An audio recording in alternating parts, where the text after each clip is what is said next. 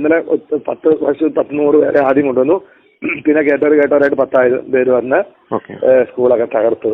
ക്ലാസ്സൊക്കെ ഒത്തിരി അടിച്ച് എനിക്കിട്ട് അടിച്ചു കുറെ. ഇന്നലെ രാമനവമിയായിരുന്നു. സൂര്യകിരണങ്ങൾ നേരിട്ട് അയോധ്യയിലെ രാമവിഗ്രഹത്തിന്റെ നെറ്റിയിൽ സെക്കൻഡുകളോളം പതിച്ച പുണ്യ ദിവസം. ആ ദിവസം ഇന്നലെ കുറേ സംഭവങ്ങൾ അരങ്ങേറി. നമ്മുടെ ദൂരദർശന്റെ ലോഗോ ഇന്നലെ പൂർണ്ണമായും കാവിയിൽ മുങ്ങി. ലോകമാറ്റം മാത്രമേ ബാക്കിയുണ്ടായിരുന്നുള്ളൂ. ഇക്കഴിഞ്ഞ ദിവസമാണ് തെരഞ്ഞെടുപ്പ് കാലമായിട്ട് പോലും ദ കേരള സ്റ്റോറി എന്ന കേരളത്തെ അപമാനിക്കുന്ന പ്രൊപ്പഗാൻഡ സിനിമ അവിടെ പ്രദർശിപ്പിച്ചത്. എന്തുകൊണ്ടാണ് നമ്മൾ കാവിയെ ഭയക്കുന്നത്, വെറുക്കുന്നത്, അകറ്റി നിൽക്കുന്നത് എന്നതിന്റെ ഒരു തെളിവും ഇന്നലെ തന്നെ ഉണ്ടായി. എന്നാൽ ഇന്നലെ ദൂരദർശൻ കാണിക്കാത്ത, നരേന്ദ്രമോദി അറിയാത്ത, അനിൽ ആന്റണി അറിയാത്ത, സുരേഷ് ഗോപി അറിയാത്ത, രാജീവ് ചന്ദ്രശേഖരനോ ഏഷ്യാനെറ്റോ അറിയാത്ത ഒരു മഹാസംഭവം അരങ്ങേറി. ഒരു മുഖ്യധാരാ മാധ്യമവും ഇത് ജനങ്ങളെ അറിയിക്കാൻ പോകുന്നുമില്ല. അതിനാൽ ഈ വീഡിയോ കാണുന്ന നിങ്ങളോട് ഞാൻ അഭ്യർത്ഥിക്കുന്നത്, നിങ്ങൾ ഇത് ഷെയർ ചെയ്ത് പരമാവധി മനുഷ്യരെ കാണിക്കണമെന്നതാണ്. തെലുങ്കാനയിലെ ക്രിസ്ത്യൻ മാനേജ്മെന്റ് നടത്തുന്ന ഒരു സ്കൂളിന്റെ പേരും സ്കൂളിൽ പ്രതിഷ്ഠിച്ചിരിക്കുന്ന പ്രതിമയും മദർ തെരേസയുടേതാണ്. Mother Teresa English medium school uniform ധരിക്കാതെ കാവിയൊക്കെ അണിഞ്ഞുകൊണ്ട് സ്കൂളിലെത്തിയ ചില വിദ്യാർത്ഥികളോട് പ്രിൻസിപ്പാൾ എന്താണ് നിങ്ങൾ യൂണിഫോം ധരിക്കാതെ വന്നത് എന്ന് ചോദിക്കുന്നു. വീട്ടിൽ നിന്നും അറിഞ്ഞുകൊണ്ടാണ് നിങ്ങൾ ഇങ്ങനെ വരുന്നതെങ്കിൽ മാതാപിതാക്കളോട് ഒന്ന് സംസാരിക്കണം, ഇവിടെ ഒന്ന് സംസാരിക്കാൻ പറയണമെന്ന് പ്രിൻസിപ്പാൾ ആവശ്യപ്പെടുന്നു. പിന്നെ നടന്നത് ഒരു മുഖ്യധാരാ മാധ്യമവും നിങ്ങളെ കാണിക്കാത്ത സംഭവങ്ങളാണ്. സ്കൂളിലേക്ക് 100ഓളം സംഘപരിവാറുകാർ കാവിയും അണിഞ്ഞെത്തുന്നു. സ്കൂൾ തല്ലി തകർക്കുന്നു. മദർ തെരേസയുടെ പ്രതിമ തച്ചു തകർക്കുന്നു. പ്രിൻസിപ്പാലിനെ തല്ലുന്നു, മാനേജറെ തല്ലുന്നു. ഇതുകൊണ്ടൊന്നും തീർന്നില്ല. ഹനുമാൻ സാമീസ് പ്രവർത്തകർ കെട്ടിടത്തിന്റെ മുകളിൽ കാവി കൊടി കെട്ടുന്നു. മാനേജർ അച്ഛനെ കുറി തൊടുവിക്കുന്നു, ജയ് ശ്രീറാം വിളപ്പിക്കുന്നു. എന്നിട്ട് ഈ അക്രമികൾ അടങ്ങിയുള്ളൂ. അപ്പൊ നിങ്ങൾ വിചാരിക്കും വീഡിയോ തെളിവടക്കമുണ്ടല്ലോ, അക്രമികൾക്കെതിരെ കേസ് എടുത്തിട്ടുണ്ടാകുമെന്ന്. ഇല്ല, സ്കൂളിനും അച്ഛന്മാർക്കുമെതിരെ പല വകുപ്പുകളും ചേർത്ത് കേസെടുത്തിട്ടുണ്ട്. അക്രമത്തിനിരയായ അച്ഛൻ സംസാരിക്കുന്ന ഒരു ഓഡിയോ പുറത്തു വന്നിട്ടുണ്ട്. സ്പെഷ്യലായിട്ട് കംപ്ലൈന്റ് കൊടുത്തിട്ടുണ്ടോ ഈ വിഷയമായിട്ട് ബന്ധപ്പെട്ട്? നമ്മുടെ അവർ മേടിച്ചിട്ടുണ്ട്. അവരും അത് പബ്ലിഷ് ആയിട്ട് ന്യൂസ് പറഞ്ഞിട്ടില്ല. നമ്മുടെ പേരിലുള്ള കംപ്ലൈന്റ് നമ്മളോട് അവർ ഇതുവരെ വിളിച്ച് പറഞ്ഞിട്ടില്ല. നമുക്ക് ഈ പുറത്തുനിന്ന് ഒരു വഴി നമ്മുടെ പേരിൽ 153, 295 ഇങ്ങനെ നോൺ അവൈലബിൾ ആയിട്ട് കേസ് ഇട്ടിട്ടുണ്ടെന്ന് അറിഞ്ഞു. ഓക്കെ, ഈ അക്രമികൾക്കെതിരെ അപ്പൊ നമുക്കെതിരെ. ഇതാണ് പ്രിയപ്പെട്ടവരെ ഇന്നത്തെ ഇന്ത്യയുടെ നേർചിത്രം. ഇത്തരം ഒരു നാട് സൃഷ്ടിക്കാൻ വേണ്ടിയാണ് BJP ഇവിടെ വോട്ട് ചോദിക്കുന്നത്, അധികാരത്തിൽ വരുന്നത്. ഇവിടെ പത്തനംതിട്ടയിൽ ഒരുത്തൻ മത്സരിക്കുന്നുണ്ടല്ലോ, അനിൽ ആന്റണി എന്ന് പറയുന്ന അയാൾ മത്സരിക്കുന്നത് ക്രിസ്ത്യാനികൾക്ക് തെലുങ്കാനയിലെ അവസ്ഥ കേരളത്തിലും ഉണ്ടാക്കി കൊടുക്കാൻ വേണ്ടിയാണ്. ഏതെങ്കിലും ഒരുത്തൻ ഈ സംഭവത്തെക്കുറിച്ച് വാ തുറന്നു മിണ്ടുന്നത് നിങ്ങൾ കണ്ടോ? കാസക്കാര് മിണ്ടിയോ? PC ജോർജ് ഉണ്ടായിരുന്നല്ലോ, ഒരു PC ജോർജ്, പുള്ളി മിണ്ടിയോ? ഒരു തങ്ക കിരീടം മാതാവിന് ചാർത്താൻ കൊണ്ട് നടക്കുന്ന ഒരാളുണ്ടായിരുന്നല്ലോ, എവിടെ പോയി ആ ചങ്ങായി? ഈ സംഭവത്തെക്കുറിച്ച് വല്ലതും മിണ്ടിയോ? സുൽത്താൻ ബത്തേരിയുടെ പേര് മഹാഗണപതി വട്ടം എന്നാക്കാൻ നടക്കുന്ന ഒരുത്തനുണ്ടായിരുന്നല്ലോ, എവിടെ പോയി? ഇന്നലെ ഈ സംഭവം മിണ്ടിയോ? മണിപ്പൂരിലെ അക്രമങ്ങളെ ന്യായീകരിക്കുന്ന കുറെ അച്ഛന്മാരുണ്ടായിരുന്നല്ലോ, എവിടെ? കേരള സ്റ്റോറി എന്ന സിനിമ കാണിച്ച കുറെ അച്ഛന്മാരുണ്ടായിരുന്നല്ലോ, എവിടെ? അവരൊക്കെ എവിടെ? കാസക്കാരൊക്കെ മരിച്ചു മണ്ണടിഞ്ഞു പോയോ? ഒരു പ്രതികരണവും ഈ വിഷയത്തിൽ കാണുന്നില്ലല്ലോ. അവന്മാരൊന്നും ഈ വിഷയം അറിഞ്ഞിട്ടേയില്ലേ? ന്യൂസിൽ അന്നേരം വിട്ടേക്കുന്ന പിന്നെ നമ്മള് പിള്ളേരെ ഇതിട്ട് ഈ ഹനുമാൻ ടീഷർട്ട് ഡ്രസ് ഇട്ടുകൊണ്ട് നമ്മൾ അവരെ പണിഷ്മെന്റ് കൊടുത്തു, ക്ലാസ്സിൽ നിന്ന് പുറത്താക്കി. ഒരു ഇത് പറഞ്ഞേക്കും നമ്മൾ ഗേറ്റിന് മുമ്പിൽ സ്കൂളിന്റെ ഗേറ്റിന്റെ മുമ്പിൽ കൊണ്ട് നിർത്തി. വേറെ എന്ന് പറഞ്ഞേക്കും നമ്മൾ ഫോഴ്സ്ഫുള്ളി അവരുടെ ഈ ഹനുമാൻ ടീഷർട്ട് ഡ്രസ് റിമൂവ് ചെയ്തിട്ട് പിന്നെ സിവിൽ ഡ്രസ് ഇടിയിപ്പിച്ചു എന്നൊക്കെ പറഞ്ഞേക്കുന്നത്. ഇതിനൊന്നും ഒരു കാര്യം നടന്നില്ല.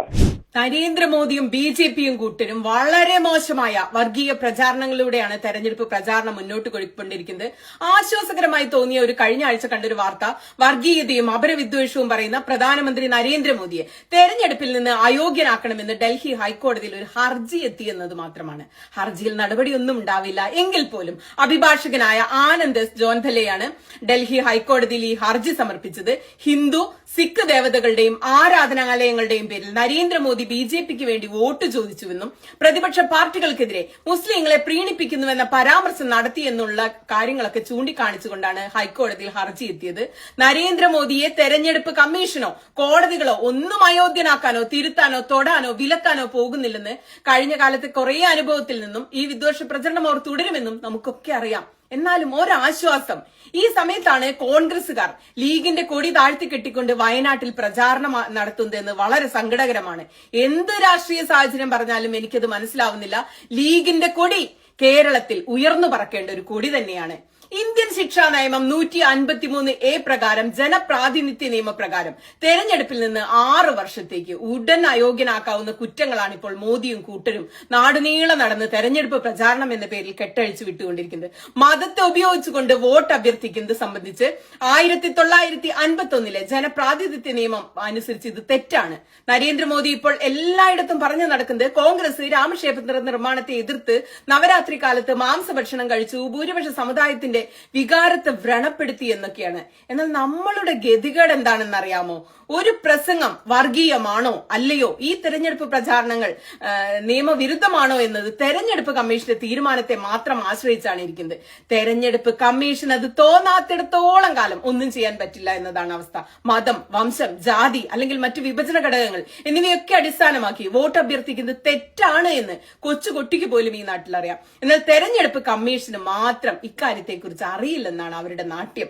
എന്തെല്ലാമാണ് നരേന്ദ്രമോദി തെരഞ്ഞെടുപ്പ് പ്രചാരണ യോഗങ്ങളിൽ സംസാരിച്ചു കൊണ്ടിരിക്കുന്നത്? കോൺഗ്രസ് പാർട്ടിയുടെ പ്രകടന പത്രികയും മുസ്ലിം ലീഗിന്റെ പ്രകടന പത്രികയും തമ്മിലുള്ള സാമ്യം എന്ന് പറഞ്ഞ് അവർ ചൂണ്ടിക്കാണിക്കുന്നു. പൗരത്വ ഭേദഗതി നിയമത്തിനെ എതിർക്കുന്ന കോൺഗ്രസിനെ അപമാനിക്കുന്നു. അവരുടെ പ്രകടന പത്രികയിൽ അത് ഇല്ലാത്തത് കൊണ്ടാകാം. എല്ലായിടത്തും രാമക്ഷേത്രം ചൂണ്ടിക്കാണിച്ച് കോൺഗ്രസിനെ ഉദ്ധരിച്ചുകൊണ്ട് പാപം ചെയ്തവരെ മറക്കരുതെന്ന് ജനങ്ങളോട് ആഹ്വാനം ചെയ്യുന്നു. ഇതിനെതിരെ ശക്തമായ പോരാട്ടം നയിക്കേണ്ടതിനു പകരം ഒരു മുസ്ലിം ലീഗിന്റെ കൊടി താഴ്ത്തിപ്പിടിച്ചിട്ട് മാറ്റിപ്പിടിച്ചിട്ട് കാര്യമുണ്ടോ? കഴിഞ്ഞ വർഷം കർണാടക നിയമസഭാ തെരഞ്ഞെടുപ്പിനിടെ വോട്ടർമാരോട് നരേന്ദ്രമോദി ജയ് ബജ്രംഗ ബലി എന്ന് വിളിക്കാൻ ആഹ്വാനം ചെയ്തതിൽ പോലും നടപടിയെടുക്കാത്ത തെരഞ്ഞെടുപ്പ് കമ്മീഷനാണ് നമുക്കുള്ളത്. അതുകൊണ്ട് അവിടെ നിന്നും ഇനിയും നീതിയൊന്നും ആരും പ്രതീക്ഷിക്കേണ്ട. നമുക്കൊരു നീതിയും കിട്ടാനും പോകുന്നില്ല. ജനങ്ങളിലേക്ക് ഇടങ്ങിയുള്ള പ്രചാരണമാണ് നമ്മൾ ശരിക്കും നടത്തേണ്ടത്. മുമ്പ് ഇങ്ങനെ ആയിരുന്നില്ല കേട്ടോ. ഈ തിരഞ്ഞെടുപ്പ് കമ്മീഷൻ TN ശേഷൻ തൊട്ട് ഇരുന്ന കമ്മീഷൻ നമുക്കറിയാം. 1987 മതത്തിന്റെ അടിസ്ഥാനത്തിൽ ഹിന്ദുക്കൾക്ക് വോട്ട് ചെയ്യാൻ ഹിന്ദുക്കളോട് ആവശ്യപ്പെട്ടതിന് ശിവസേനയുടെ സ്ഥാപകനായ ബാൽ താക്കറെക്കെതിരെ തെരഞ്ഞെടുപ്പ് കമ്മീഷൻ നടപടിയെടുത്തിട്ടുണ്ട്. ബാൽ താക്കറെയെ തെരഞ്ഞെടുപ്പിൽ മത്സരിക്കിൽ നിന്ന് തടയുകയും 6 വർഷത്തേക്ക് വോട്ടവകാശം നിഷേധിക്കുകയും ചെയ്തിട്ടുണ്ട്. എന്നാൽ അതൊക്കെ പണ്ടത്തെ കാര്യം. ഇന്ന് നരേന്ദ്രമോദിക്കെതിരെ ഒരു ചിറവിനത് അലക്കാൻ പോലും കഴിവുള്ളവർ, ധൈര്യമുള്ളവർ തെരഞ്ഞെടുപ്പ് കമ്മീഷനിൽ ഇല്ല എന്നതാണ് സത്യം. ഈ തെരഞ്ഞെടുപ്പിന് നമ്മളുടെ ജീവന്റെ വിലയുണ്ട്. തിരുവനന്തപുരത്തെയും തൃശൂരിലെയും പ്രിയപ്പെട്ട മനുഷ്യരെ BJPയെ ജയിപ്പിക്കരുത്.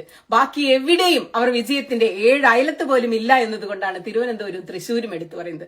നമ്മുടെ നാടിനെ, നമ്മുടെ ഭരണഘടനയെ, ഭരണഘടനാ സ്ഥാപനങ്ങളെ, ന്യൂനപക്ഷങ്ങളെയൊക്കെ സംരക്ഷിക്കാൻ വേണ്ടി BJPക്ക് എതിരായി തന്നെ ജനവിധി രേഖപ്പെടുത്തേണ്ടതുണ്ട്. പക്ഷെ ഞാൻ ആദ്യം ചോദിച്ച ചോദ്യത്തിൽ തന്നെ നിൽക്കുകയാണ്. ഇവിടെ നിരന്തരം വർഗീയ വിദ്വേഷ പ്രചാരണങ്ങൾ കെട്ടഴിച്ചു വിട്ടുകൊണ്ടിരിക്കുന്ന കാസ എവിടെ പോയി? ഈ കാസ ഈ മദർ തെരേസയുടെ പ്രതിമ തകർത്തതും സ്കൂളിൽ കയറി അച്ഛനെ തല്ലിയതൊന്നും ഇവരെ അറിഞ്ഞില്ല എന്നുണ്ടോ? എവിടെ പോയി അനിൽ ആന്റണി? എവിടെ പോയി സുരേഷ് ഗോപി? എവിടെ പോയി രാജീവ് ചന്ദ്രശേഖർ? എവിടെ പോയി രാജീവ് ചന്ദ്രശേഖറിന്റെ ചാനൽ ഏഷ്യാനെറ്റ്? ഇവർക്ക് ആർക്കും ഇതൊരു വാർത്ത പോലുമല്ലല്ലോ. നിങ്ങൾ മീഡിയ വൺ ഒഴികെയുള്ള ഏതെങ്കിലും ചാനലിൽ ഈ വാർത്ത മലയാളത്തിൽ കണ്ടോ? ഞാൻ കണ്ടില്ല. മീഡിയ വൺ മാത്രമാണ് ഇത് റിപ്പോർട്ട് ചെയ്ത് കണ്ടത്.